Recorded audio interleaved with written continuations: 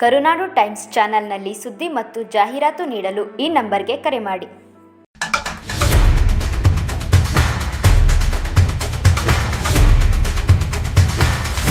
Bengaluru international ಅಕಾಡೆಮಿಯ 8 ವಿದ್ಯಾರ್ಥಿಗಳಿಗೆ ಗಾಯ.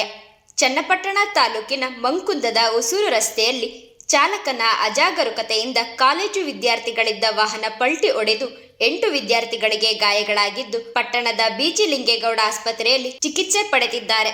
ತಾಲೂಕಿನ ಬೆಳಕೆರೆಯ ಬೆಂಗಳೂರು ಇಂಟರ್ನ್ಯಾಷನಲ್ ಅಕಾಡೆಮಿಕ್ನ ಪ್ರಥಮ ಪಿಯುಸಿ ವಿದ್ಯಾರ್ಥಿಗಳನ್ನು ಬೆಳಿಗ್ಗೆ ಮನೆಯಿಂದ ಕರೆತಂದು ಸಂಜೆ ಮನೆಗೆ ಬಿಡುತ್ತಿದ್ದ ಶಾಲಾ ವಾಹನ ಸೋಮವಾರ ಸಹ ಕಾಲೇಜು ವಿದ್ಯಾರ್ಥಿಗಳನ್ನು ಮನೆಗೆ ಬಿಡಲು ತೆರಳಿ ಮಂಕುಂದ ಗ್ರಾಮದ ಕೃಷ್ಣ ಅವರ ಮಗಳನ್ನು ಗ್ರಾಮಕ್ಕೆ ಬಿಟ್ಟು ಬರುವ ವೇಳೆ ಮಂಕುಂದದ ಹೊಸೂರು ದೊಡ್ಡಿ ಬಳಿಯ ತೋಟದ ಮನೆ ಮುಂಭಾಗದಲ್ಲಿ ಶಾಲಾ ವಾಹನ ಚಾಲಕನ ನಿಯಂತ್ರಣ ತಪ್ಪಿ ಪಲ್ಟಿ ಹೊಡೆದು ವಿದ್ಯುತ್ ಕಂಬಕ್ಕೆ ಗುದ್ದಿದೆ ಎನ್ನಲಾಗಿದ್ದು, ಈ ವೇಳೆ ಶಾಲಾ ವಾಹನದಲ್ಲಿದ್ದ 10 ವಿದ್ಯಾರ್ಥಿಗಳಲ್ಲಿ 8 ವಿದ್ಯಾರ್ಥಿಗಳಿಗೆ ಗಾಯಗಳಾಗಿದ್ದು, ಈ ಬಗ್ಗೆ ಸ್ಥಳದಲ್ಲಿ ಮನೆ ಕಟ್ಟುತ್ತಿದ್ದ ಮಂಕುಂದದ ಪ್ರಶಾಂತ್ ಅವರು ಗಾಯಗೊಂಡಿದ್ದ ವಿದ್ಯಾರ್ಥಿಗಳನ್ನು ಪಟ್ಟಣದ ಬಿಜಿ ಲಿಂಗೇಗೌಡ ಆಸ್ಪತ್ರೆಗೆ ದಾಖಲಿಸಿ ಚಿಕಿತ್ಸೆ ಕೊಡಿಸಲಾಗಿದೆ.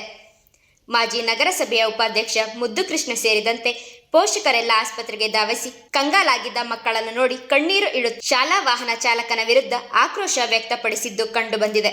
ಅಪಘಾತಕ್ಕೆ ಶಾಲಾ ವಾಹನದ ಚಾಲಕನ ಅಜಾಗರೂಕತೆಯೇ ಕಾರಣ ಎಂದು ವಿದ್ಯಾರ್ಥಿಗಳು ಸೇರಿದಂತೆ ಈ ಭಾಗದಲ್ಲಿನ ಗ್ರಾಮಸ್ಥರು ಆರೋಪಿಸಿದ್ದಾರೆ.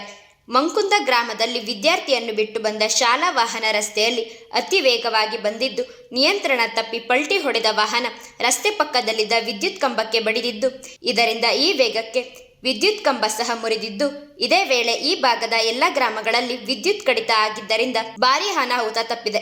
ಇನ್ನು ಅಪಘಾತವಾದ ತಕ್ಷಣ ಗಾಯಾಳುಗಳನ್ನು ರಕ್ಷಣೆ ಮಾಡಬೇಕಾದ ಚಾಲಕನ ವಾಹನವನ್ನು ಬಿಟ್ಟು ಪರಾರಿಯಾಗಿರುವುದು ಹಲವು ಅನುಮಾನಗಳಿಗೆ ಎಡೆ ಮಾಡಿಕೊಟ್ಟಿದೆ.